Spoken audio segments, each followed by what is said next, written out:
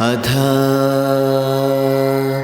पंचदशोऽध्यायः पुरुषोत्तमयोगः। श्रीभगवानुवाच यस्माक्षरमतीतोऽहमक्षरादपि चोत्तमः अतोऽस्मि लोके वेदे च प्रतिथः पुरुषोत्तमः। తాత్పర్యం: నేను నశించే స్వభావం గల ఈ భౌతిక ప్రపంచం కంటే అతీతుడను.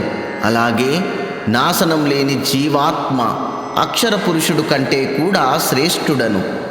ఆ కారణం చేతనే లోకంలోనూ వేదాలలోనూ నేను పురుషోత్తముడు అని పిలువబడుతున్నాను. ఈ శ్లోకం వేదాంతంలోని ఒక గొప్ప రహస్యాన్ని విడమర్చి చెబుతోంది. మొదటగా క్షరము కంటే అతీతుడు. క్షరము అంటే మన కంటికి కనిపించే ఈ దేహం, ఇంద్రియాలు, పంచభూతాలు.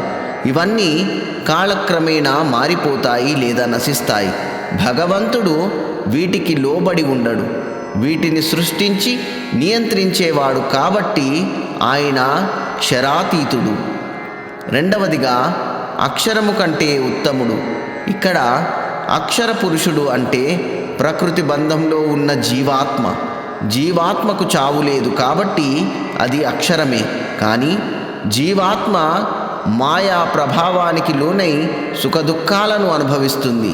పరమాత్మ మాయకు లొంగడు, సదా స్వతంత్రుడు. అందుకే జీవాత్మ కంటే పరమాత్మ శ్రేష్ఠుడు. మూడవదిగా పురుషోత్తముడు. క్షరపురుషుడు ప్రకృతి, అక్షర పురుషుడు జీవుడు, పురుషోత్తముడు పరమాత్మ. ఈ మూడింటిలో అత్యున్నతమైన స్థానం భగవంతునిది. అందుకే ఆయనను పురుషోత్తముడు అని వేదాలు కీర్తిస్తున్నాయి. ఈ శ్లోకం మనకు ఒక స్పష్టతను ఇస్తుంది.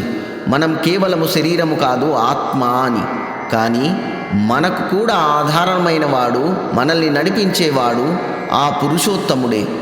ఈ సత్యాన్ని గ్రహించినప్పుడు మనిషికి భయము పోయి భగవంతునిపై అచంచలమైన విశ్వాసము కలుగుతుంది. ఓం